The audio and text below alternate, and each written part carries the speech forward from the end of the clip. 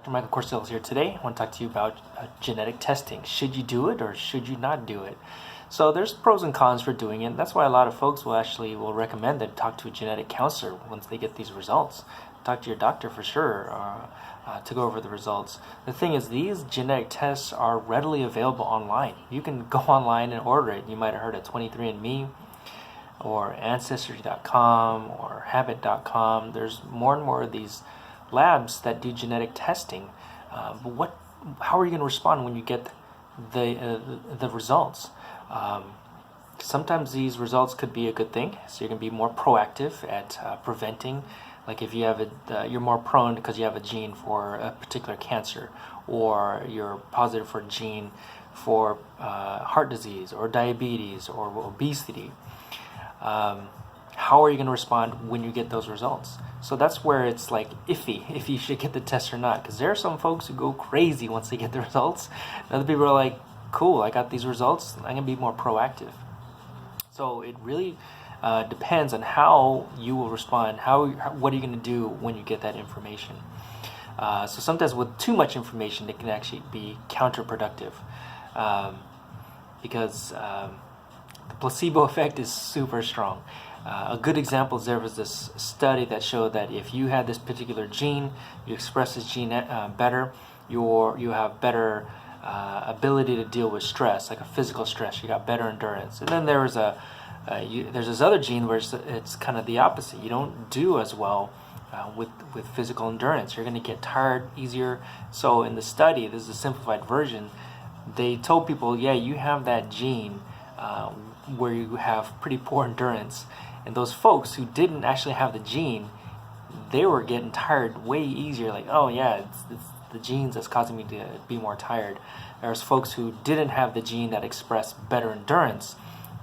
They didn't have that gene, but they had that mentality that they did have the gene. They actually did much better. So those results are huge. That placebo effect is very powerful. The mind is super powerful. So this is very dependent on your outlook on life. If you are more of a negative Nelly who's always thinking about negative things, you're like, man, I got my boss is going to come here and I'm going to be super stressed out. Whereas another person, different outlook, my boss is going to come here. This is my opportunity to shine. Those two people have different outlooks, but they're going to have different results. You might have noticed people who have that negative outlook, always angry about things, blaming people left and right. They're going to get sick more often. It's going to take them a longer time to heal or get over an illness or get over a physical injury. Whereas people who have more of that positive outlook, they're going to be more healthy, because that positivity does influence your genes. So there's things with genes and genetics where people think you got these genes, you're stuck with your lot in life. It's like you're saying poor people are poor because they got that poor genetic gene.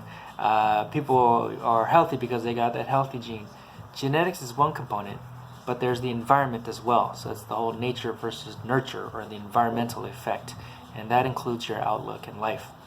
And so there's something called epigenetics, and that's the study of how changes in our environment actually affect our genetics and expression of certain genes. They turn on and off certain genes based on the environment. So we're not just hardwired to be stuck where we're at. There's multiple factors that will influence how we are later in life. And so the epigenetics is huge in that component. So, is there going to be a natural disaster? Is there going to be a physical stress or a mental or emotional stress? And how will that trigger your gene expression? How will your financial status, your emotional status, who are you hanging out with? What do you eat? Are you eating organic? Are you eating all this junk that's filled with synthetic things? Those can also influence our genes, how they're expressed. So multiple factors. So when it comes to testing, you got to see, are you going to be that negative Nelly person and be proactive? or not proactive at all and just focus on, I'm going to get cancer, or you can be proactive and focus on, I'm going to improve my lifestyle, be happier, be healthier, reduce stress, eat healthier foods, exercise regularly, hanging out with some people who are going to lift you up and make you improve yourself. So it all depends on that if you want to do those genetic tests. We're here available to help interpret those tests, but choose if you're going to do those tests wisely. All right, hope this helps out. I'll talk to you guys later.